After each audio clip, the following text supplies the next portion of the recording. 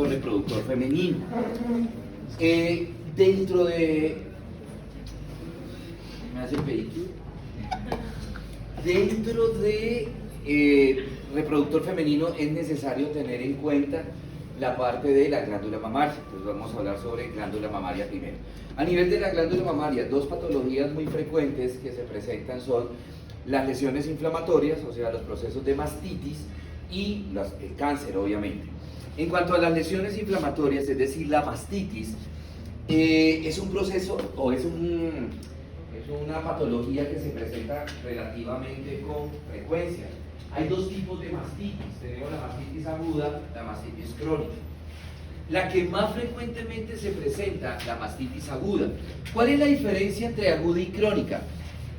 De manera indirecta sería la edad de la paciente, pero realmente es la causa. En el caso de las mastitis agudas, se presenta en mujeres lactantes. Entonces, pues no vamos a tener una paciente, por lo general, una paciente menopáusica lactando, ¿sí? Entonces, las pacientes que están lactando, mientras que en la mastitis crónica, la causa se presenta en pacientes que están en la menopausia, ¿correcto? En la mastitis aguda, ¿qué es lo que está sucediendo? Pueden suceder dos cosas. Uno, o que haya una producción exagerada de leche, es decir, que la paciente tenga de por sí que las pacientes que están lactando tienen hiperprolactinemia. En estas pacientes se asocia dos cosas. Uno, aumento de esa hiperprolactinemia, o sea, va a ser una hiperprolactinemia muy exagerada.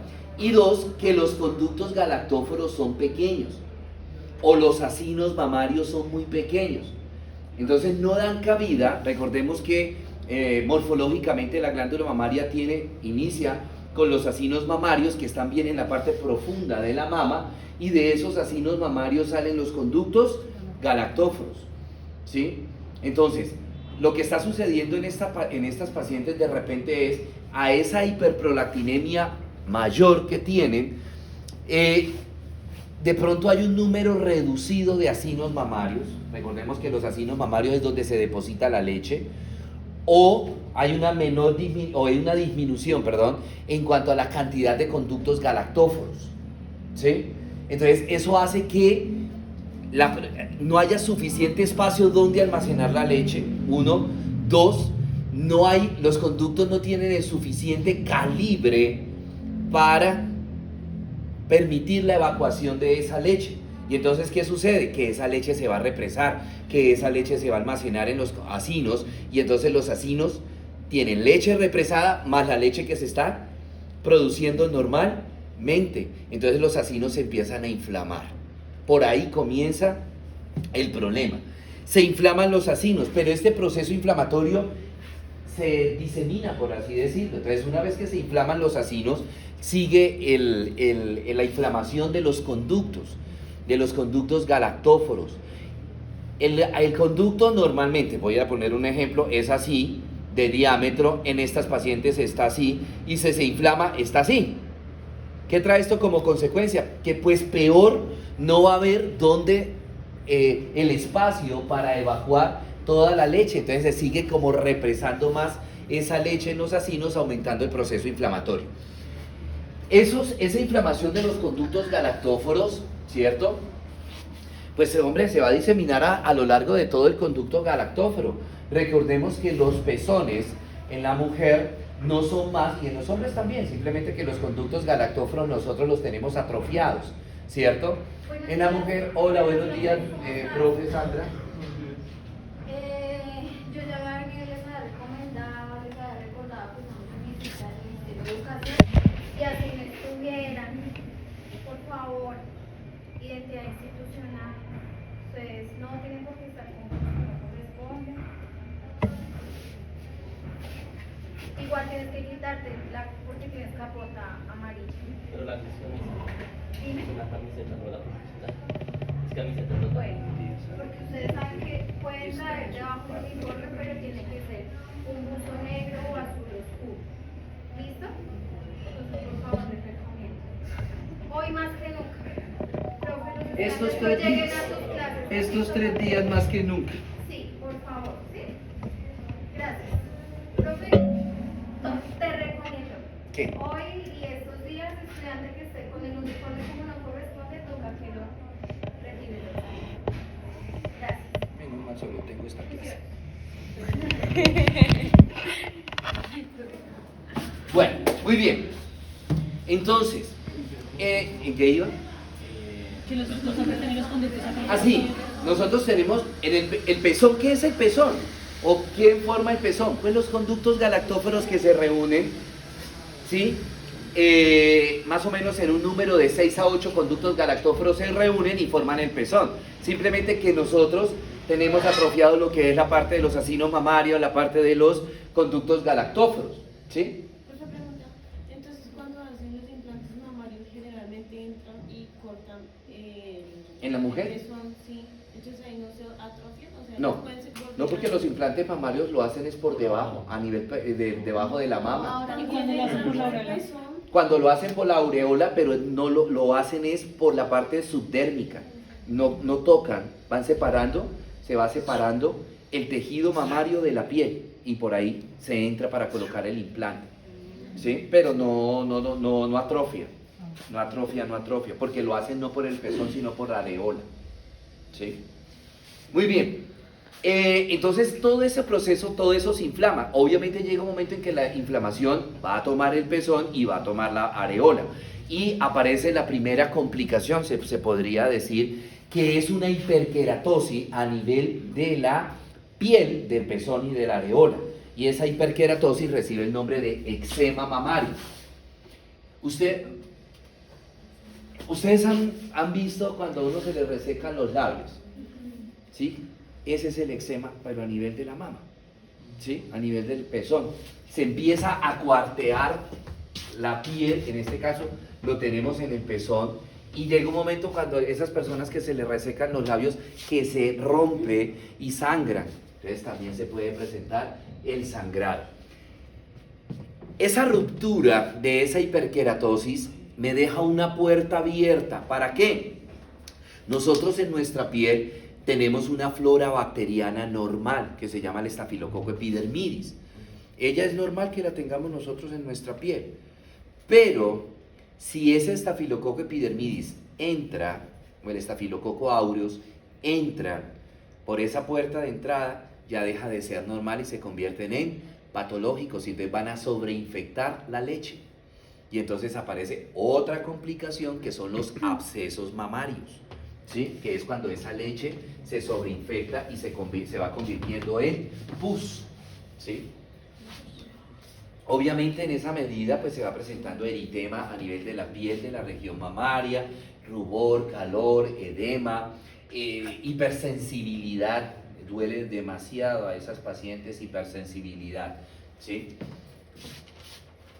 Bueno, en el caso, señora, ¿Y hay que se le hace para que pueda? el tratamiento antibiótico es drenar la leche, sacar la leche. Uno le dice a la paciente que tiene que ordeñarse, pero haciendo la salvedad, haciendo la aclaración que esa leche no sirve, hay que botarla, no sirve para nada. Y la idea es que después del tratamiento ya la paciente no puede seguir lactando, ¿sí? Entonces ya toca al bebé con leches maternizadas. Y después de que pase el proceso agudo la paciente, se le debe administrar tratamiento para secar lo que dicen las pacientes, secar la leche. Entonces uno puede utilizar estrógenos conjugados o se puede utilizar la bromocriptina, ¿sí? Cualquiera de los dos. Por lo general inicia con estrógenos conjugados, ¿sí? Señor. Profe, si digamos la paciente queda embarazada nuevamente, ¿es posible que le vuelva a pasar eso? Sí, claro. O sea, puede repetir, puede volverla a repetir. ¿Por qué? Porque el problema es orgánico, ¿sí? Que no es culpa de la paciente, hago la aclaración, ella no tiene la culpa pues que tenga pocos acinos mamarios y que los acinos mamarios que tenga sean no sean lo suficientemente grandes para albergar la gran cantidad de producción de leche, ese tipo de cosas, ¿no? Lo que sí entonces cuando ya se tiene el antecedente, lo que se le dice a la mamá es en los lactarios que se ordeñe y esa leche la done, por así decirlo, a los bancos de leche, ¿cierto? Entonces, de esa manera es lo como se está manejando, en muchas partes se está manejando de esa manera, ¿cierto? En el caso de la mastitis crónica, entonces les decía que se presentan pacientes en las pacientes menopáusicas, pacientes en las que de repente, debido a los niveles bajos de estrógeno y de progesterona, se produce la atrofia precisamente de esos conductos mamarios y me genera el proceso de la mastitis. El único problema o la única diferencia es que la paciente no está lactando acá, ¿sí? De tal manera que en ella no se le debe administrar antibióticos, ¿verdad? Sino que simplemente a ella se le da suplemento, que no es el ideal, darle suplemento hormonal, pero la paciente lo amerita. ¿Por qué? Porque los niveles de estrógeno y de progesterona en estas pacientes son tan bajos que por eso le generó la mastitis crónica, ¿cierto? Entonces hay que darle por un tiempito nuevamente estrógeno y progesterona mientras cede el cuadro y posteriormente se le suspende, ¿sí? Esa es la salvedad, lo que nosotros conocemos como riesgo-beneficio, ¿verdad? El riesgo de que, acuérdense que ya la hormonoterapia a punta de estrógeno y progesterona para las pacientes menopáusicas no se está usando por el riesgo de cáncer, ¿no? El cáncer de mama, el cáncer de cuello uterino, el cáncer de útero. Entonces, por eso no se está usando en estas pacientes hormonoterapia. Pero la paciente lo necesita. No tengo otro tratamiento, no tengo otro tratamiento. Le puedo dar analgésicos, sí, pero el proceso inflamatorio va a continuar, ¿verdad? Entonces, sí o sí, me toca darle por un tiempo hormonoterapia. Tan pronto ceda el cuadro, tan pronto desaparezca el proceso inflamatorio, inmediatamente se suspende el tratamiento con hormonoterapia, ¿verdad? ¿Cuánto tiempo? Pues eso depende de qué tan bajo estén los niveles de estrógeno y progesterona en esa paciente. En algunas pacientes puede durar el tratamiento un mes, hay otras pacientes que han durado 3, 4 meses con tratamiento, ¿verdad? ¿Y puede volver a repetir después del Sí. problema? Puede volver. Entonces aquí tenemos una mastitis crónica, ¿sí? Se ve también el eczema, ¿verdad? Se ve el eczema, perdón. Se ve el eczema a nivel del pezón.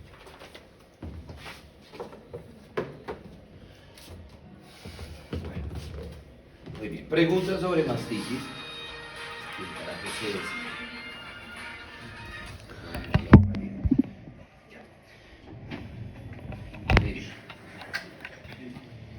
Pasemos ahora a el cáncer de mama. Muy bien, el cáncer de mama. El cáncer de mama, nosotros sabemos, es una de las principales causas de mortalidad a nivel mundial en las mujeres, ¿sí? En Colombia es la segunda causa de muerte, es el cáncer de mama. Y el primer puesto se lo disputan el cáncer de cuello uterino con el cáncer gástrico y el cáncer de colon, ¿verdad? Existen unas neoplasias a nivel de mama que son benignas, operables por la sintomatología que generan, más no porque de repente puedan evolucionar y puedan complicarse o malignizarse. Una, y la más importante, la más común, es el fibroadenoma mamario. Esa patología tiene la gran ventaja, bueno, primero que todo, que les digo que es un trastorno benigno, ¿no? Segundo, crece muy rápido, ¿sí? De tal manera que rápidamente la paciente empieza a experimentar esa zona tumefacta a nivel de la mama, ¿sí? Y empieza a experimentar el dolor, ¿cierto? Es una lesión encapsulada. Es decir, hay una cápsula de tejido fibroso rodeando todas las células benignas del fibroadenoma, todas esas células adenomatosas las está rodeando esa cápsula de tejido fibroso, lo cual le confiere a la lesión que esa cápsula de tejido fibroso no permite que células se salgan y que de pronto invadan otro cuadrante de la mama o de pronto vayan a invadir la mama contralateral, de tal manera que entonces esta lesión por lo general siempre es única, es una lesión solitaria. Y la otra tendencia es que no tiende a ser recidiva, es decir, no tiende a reproducirse más adelante, ¿sí? Otra particularidad es que la masa tiende a ser superficial. Entonces, si asociamos que la masa tiende a ser superficial más de crecimiento rápido, es una masa que se puede detectar precozmente cuando todavía el tamaño es relativamente pequeño, ¿sí? También aparece principalmente en mujeres jóvenes. Muchas de las niñas cuando ya inician el proceso de maduración, el desarrollo, hacia los 15, 16 años ya en la mayoría de los casos se presentan muy cerca a la adolescencia, o sea, cuando las niñas tienen 15, 16, 17 años, aunque también se han visto casos de mujeres que en la tercera década de la vida aparece la lesión, es decir, después de los 20 años aparece la lesión. Es una lesión nodular, es una lesión firme, es una lesión móvil cuando se le examina y uno entre los dedos pone la masa y uno mueve los dedos. La lesión es móvil, que también eso da un cierto parte, por así decirlo, como de tranquilidad, ¿verdad?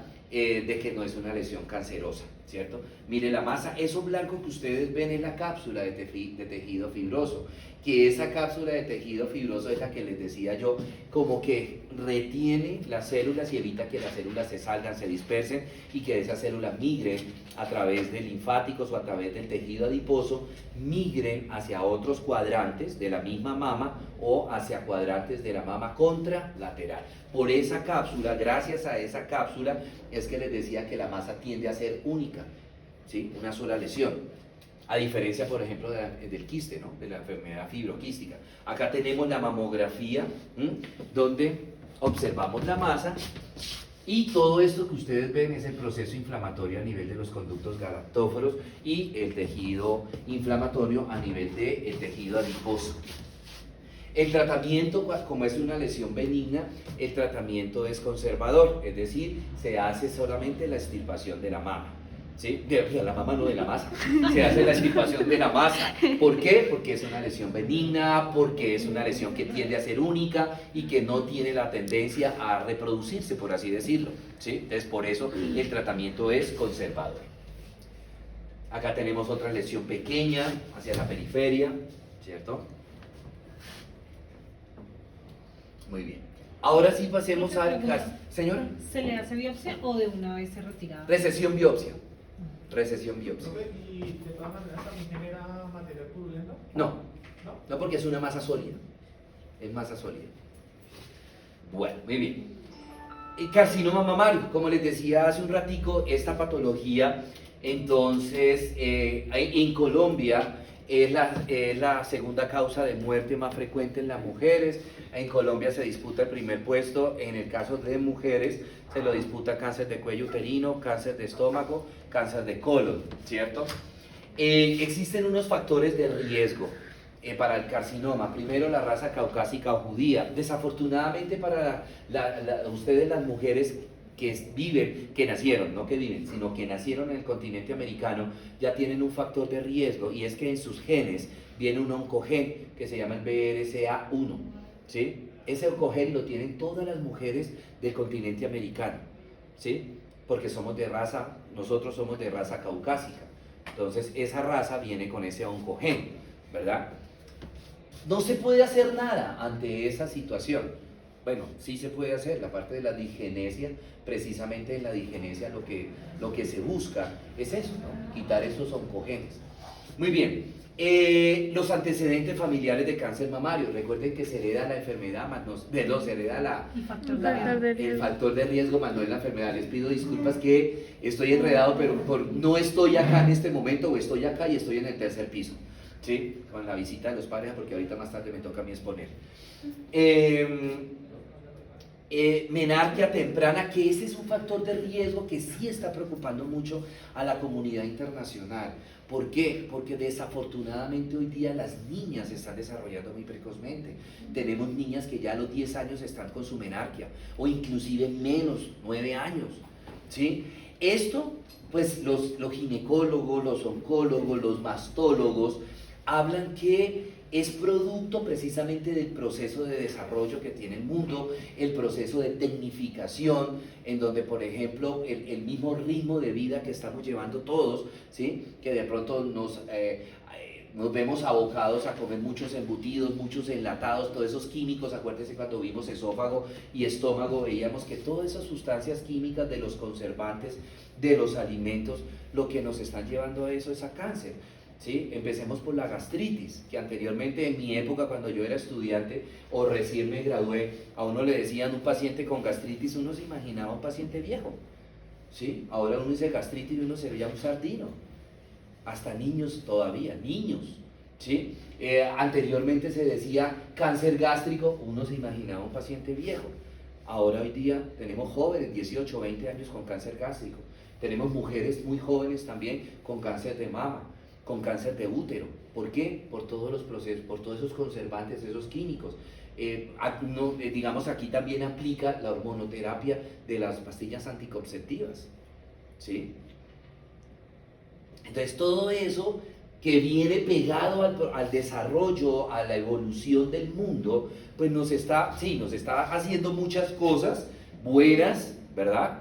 Pero también nos está trayendo ese proceso de tecnificación, también nos está trayendo muchas enfermedades, ¿verdad? Y por eso los laboratorios, y con todo el debido respeto, están felices, aplaudiendo. Necesitamos que aparezcan más enfermedades, pues, para generar nuevos medicamentos, ¿cierto? Muy bien. La menopausia tardía, las mujeres nulíparas, otro fenómeno que se está viendo muy frecuentemente hoy día en nuestro medio. En la época, por ejemplo, de mi mamá, no sé si de repente, me imagino que las mamás de ustedes deben ser también muy jóvenes. Hablo por ejemplo, de mi mamá, ¿sí? Nuestros abuelos, la niña a los 16 años, si no se había casado, ya, Dios mío, se nos va a quedar para vestir santos.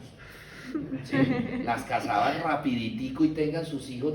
Perdone que les haga este ejemplo, mi abuela tuvo su primer hijo a los 15 años, 20 hijos, no tenían televisor, ¿sí? ¿Verdad? Tan malo era la multiparidad, como lo vamos a ver más adelante, tan malo es la multiparidad como la nuliparidad. Hoy día, ¿qué se está viendo ese fenómeno? De que las niñas, y eso está muy bien, ¿sí? De que ya hoy, por ejemplo, y lo digo por mis sobrinas, por ejemplo, que me dicen, las sobrinas mías me dicen, no, yo todavía no me voy a casar. Yo todavía no voy a tener hijos. Primero, mi profesión, disfrutar mi vida, ¿sí? Eso sí, se dan el gusto de estar viajando por todos lados y toda esa vaina, y ya le advierten a los novios, ¿sí? Nada serio. Open mind, ¿bien? Yo todavía no quiero. Tengo una sobrina que es médica, pediatra, y ella y está en los 28 años, dice, no, yo por allá a los 30 y algo de años es que voy a tener un hijo. Tengo que disfrutar mi profesión, ¿sí? O sea, su profesión no solo como médica, sino como pediatra, ¿verdad? Y entonces se está viendo que hoy día las niñas ya, antes, vuelvo a repetir, en la época de mi mamá, mis abuelos, eran a los 18 ya tengo que tener 2 hijos, ahora es aquí, a los 35 voy a pensar si me caso, o si tengo un hijo. Y se está viendo esa conducta mucho, ¿no? De que no quieren tener hijos las mujeres hoy día, o la pareja, prefieren tener perros y gatos, ¿verdad? Muy bien. Edad dañosa para el primer parto, que de repente en muchas ocasiones se asocia a esto, el ejemplo que les estoy poniendo. Esa sobrina, y perdónenme que les hable del caso mío, esa sobrina dice que por ahí, de pronto a los 30 y algo de años, va a pensar si se casa y si tiene un hijo. Ya, y ella ya puso el tope, 1, pare de contar, y en este momento tiene un perro. Muy bien. Ausencia de amamantamiento, también algo que se está viendo muy frecuentemente, pero no tan frecuente en el sentido que sea muy popular, es decir, como todo el pensamiento de muchas niñas hoy día que les decía, sino por ejemplo las modelos. No, porque si yo lacto, se me cae la mama, se me torna péndula por el peso de la leche, por la succión, es el ligamento suspensorio de la mama, se va a distender y se me va a caer la mama, y pues yo me gasté no sé cuántos millones de pesos en unas prótesis para tener las 2 en punto y no las voy a tener en la barriga, pues o en las rodillas. Entonces están 0 amamantamiento. Bueno, y esos factores que ya son menos, pero ojo, que les hablaba hace un ratico, anticonceptivos orales. ¿Sí? Listo, sí, perfecto. Está bien disfrutar la sexualidad y todo eso, pero quizás de repente, no sé, me toma el atrevimiento de decir lo que no sabe o lo que no les han explicado a muchas mujeres es que un método de planificación, especialmente si es hormonal, se tiene que rotar cada 5 años. Pero me encuentro con muchas sorpresas, ¿sí? En que dicen, bueno, sí, yo venía planificando con la pastilla, sí, la voy a cambiar, entonces póngame el Yadel, que dura también 5 años. ¿No? O sea, usted no cambió de método de planificación, lo que cambió fue la vía de administración del método de planificación, pero sigue siendo hormonal. ¿sí? Y por eso hoy día se están viendo lo que les decía, mucha mujer joven, veintitantos de años, en la tercera década, 25, 28 años, con cáncer de mama, ¿sí? Ya les salen los BIRATs, les hacen las ecografías mamarias, les salen ya BIRAT 2, BIRAT 3, con veintitantos de años. O sea, imagínense esa paciente a los 40 y algo de años. Ya ese BIRAT no será 2, sino 4, o sea, ya estarán con mastectomía, ¿sí? ¿Por qué? Precisamente por el tiempo, el uso prolongado de hormonas para la planificación, ¿sí? Muy bien, ¿esto qué fue? Bueno, ok, aquí tenemos pues la parte histológica normal de un asino mamario y de ese asino mamario. Esto es un asino mamario y los conductos galactóforos. Miren la cantidad de conductos galactóforos, ¿sí? Simplemente que en la medida que esos conductos galactóforos van de la profundidad hacia la periferia, se van uniendo, ¿sí? Hasta que llegan 6 u 8 nada más a formarme lo que es el pezón. Lo que les decía, el antígeno que tienen las mujeres que las hace propensas para el cáncer de mama. No podemos hacer nada contra eso. La disgenesia, ¿sí? La disgenesia, que es una, no digo rama de la medicina, no, es una técnica que están utilizando en muchos países para mejorar la raza. Y lo que busca la disgenesia es precisamente esto, ¿no? Manejar el genoma humano para evitar la aparición de enfermedades como esta, enfermedades hereditarias, o en el evento de que tanto hombres como mujeres a nivel mundial tenemos unos haplotipos de histocompatibilidad, tenemos unos genes que nos van a hacer propensos para muchas patologías, pero principalmente el cáncer, ¿no? Nosotros los hombres del continente americano tenemos un haplotipo de histocompatibilidad, el DRW5, que es el que nos hace propensos al cáncer de próstata. Entonces, lo que busca la disgenesia no es tan fácil. Se sabe dónde está el gen que está en el brazo corto del cromosoma 17Q. ¿Sí? En la parte, en el alelo de Q del cromosoma 17, en el brazo corto del cromosoma 17, ahí está ese oncogen. El problema es que no saben cómo sacarlo de ahí. No saben cómo sacarlo. Y eso es la labor de los genetistas, eso es la función de los científicos. En el momento que logren sacar ese cromosoma de ahí, sin que él se reproduzca, en ese momento ya van a empezar a controlar muchas enfermedades. Y eso es lo que trata la parte de la disgenesia, manejar el genoma humano. ¿Correcto? Bueno. Tenemos dos tipos de cáncer de mama. Uno el in situ y el otro el invasor. Ya sabemos qué es el in situ y ya sabemos qué es el invasor. Cada uno de ellos, el in situ, puede aparecer en dos partes de la mama. Puede aparecer a nivel de los lóbulos mamarios o puede aparecer a nivel de los conductos mamarios. Ahora, recordemos en términos generales, un cáncer in situ, buen pronóstico. Ojo, buen pronóstico, no benigno, buen pronóstico. ¿Por qué? Porque son todas las neoplasias in situ, las células cancerosas tienen poca atipia. ¿Qué significa eso de atipia? Que también les he explicado. Cuando se dice que un cáncer tiene poca atipia o que está bien diferenciado, significa que las células cancerosas se parecen mucho a las células normales del tejido. ¿Sí? Pues es que la célula cancerosa, ¿de dónde se originó? Pues de las células normales del tejido. Simplemente que empezaron a mutar, se aumentó la mitosis en esas células, y en ese proceso de mitosis, ¿sí? Perdóneme la analogía tan agreste que voy a utilizar. Es como cuando, por ejemplo, nosotros tenemos una venta de perros calientes. Si nos llegan solo 2 clientes, tenemos el tiempito, pues, ¿sí? Para preparar el perro caliente bien, despacito y bien bonito, por así decirlo.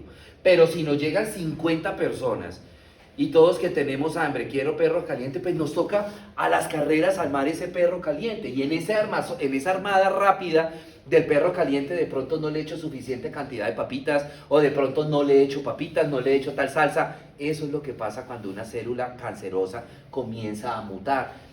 Se acelera tanto la velocidad de la mitosis que la membrana basal lo que le importa es botar una célula, no le importa cómo.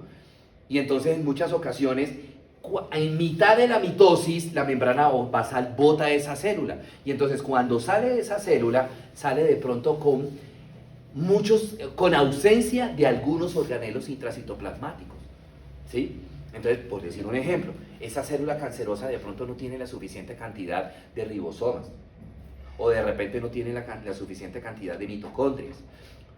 ¿Sí? Y en esa medida de que no tiene la cantidad estructural de los elementos que normalmente debería tener, pues inmediatamente va a cambiar la función.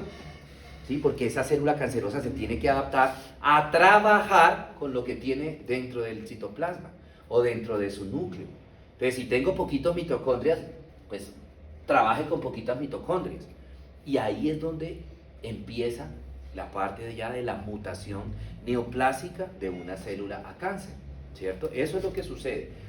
Entonces, les decía que en las neoplasias in situ, les decía que las células tienen poca tipia, o sea que están bien diferenciadas, o sea que las células cancerosas, cuando el patólogo las mira en el microscopio, se parecen mucho a las células madres, ¿sí? Que fueron las que las originaron.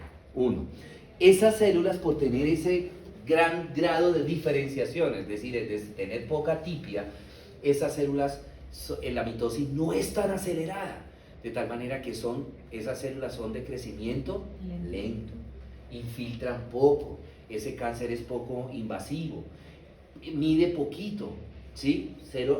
Toda neoplasia in situ mide hasta 0.5 milímetros, 0.5 centímetros, 0.5 milímetros, ¿sí? Y por ende, es una célula o es una neoplasia que no va a producir metástasis tan rápidamente, o inclusive en muchas ocasiones no producen metástasis.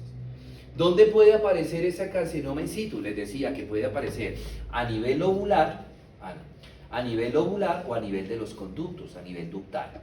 El comportamiento, independiente si aparece en los lóbulos mamarios o aparece en los conductos, el comportamiento es de buen pronóstico. Pero tenemos otra, aquí tenemos una imagen de una mamografía donde tenemos las neoplasias, ¿sí? Este es un lobular y allá está el ductal, está cerca del pezón, ¿sí?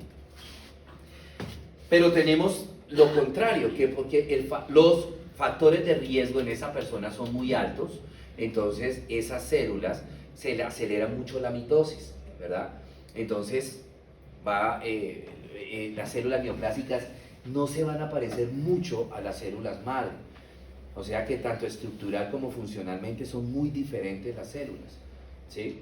Entonces son los de peor pronóstico, los invasores, que presentan esas neoplasias, las células presentan una gran atipia, ¿sí? Son células de crecimiento rápido, altamente infiltrante, altamente invasivas y generan metástasis rápidamente, precozmente, ¿sí? Perdón, las células in situ en los lóbulos mamarios y en los conductos de la mama, y las Igual. Bueno, muy bien. Mire el tamaño también, como crecen muy rápido, el tamaño es grande. ¿Es una diferenciación es el tamaño? No, la diferenciación es patología, histopatológica. ¿Cómo se ven, no? ¿Sí? Es exacto, cómo se ve, pero yo no puedo a través de eso decir 100% si la lesión es benigna o maligna. Ahí es donde vienen a jugar. ¿Ustedes ya vieron mamografía? Los BIRATS. Bueno, ahí es donde juega papel importante los BIRATS. ¿Qué BIRATS? El radiólogo que BIRATS le ve a esa lesión. Pero hay unos criterios para determinar los grados de BIRATS. Por lo general los BIRATS 3 para allá son neoplasias malignas. Las dos son dudosas, o sea, pueden ser benignas o pueden ser malignas. ¿De qué depende?